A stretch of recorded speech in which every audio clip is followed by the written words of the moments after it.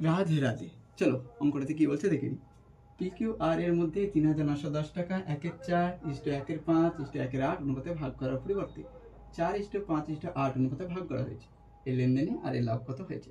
কিভাবে করব? প্রথমেই লিখে নেব পি কিউ আর। কোন অনুপাতে প্রথমে ভাগ করার কথা ছিল? ১/৪:১/৫:১/৮ অনুপাতে।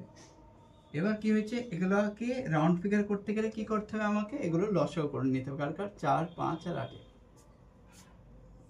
4, 5, 8 2 দুগুণে 4, 5 4 দুগুণে 8 2 দিয়ে 2 কে 2 5 2 দুগুণে 4 লসাগু কত আসলো? 40 আসলো। কত আসলো? 40। এবার এই 40টা দিয়ে সবাইকে গুণ করে নেব। 4 10 40, 5 8 40, 5 8 40, 10:8:5। দেখো এরকম সুন্দর বাই আকারে ছিল, এরকম আকারে আমি পেয়ে গেলাম অনুপাতটাকে। কিন্তু তার পরিবর্তে কোন অনুপাতে করা হয়েছে?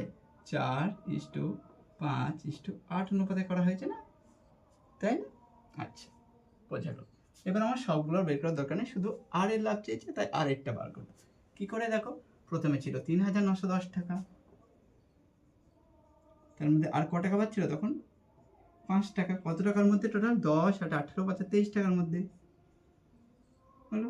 যদি কাটাকাটি করে কত হবে? 170। 5 17 85 মানে কত? 850 টাকা। এবার দেখি বর্তমানে কত টাকা পাবে?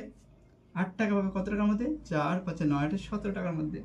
তাহলে ৩,৯১০ ইন্টু 8/17। কাটাকাটি করো। 17 দোকানে 34, 5 1 3 17 51, তার মানে 0।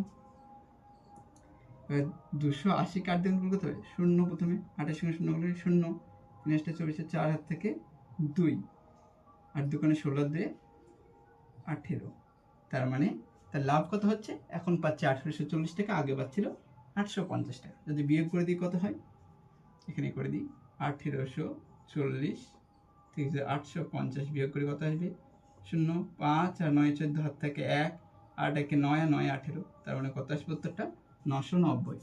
উত্তর কত আসবে আমার? 990। ভালো লাগলে লাইক এবং কমেন্ট অবশ্যই করবে।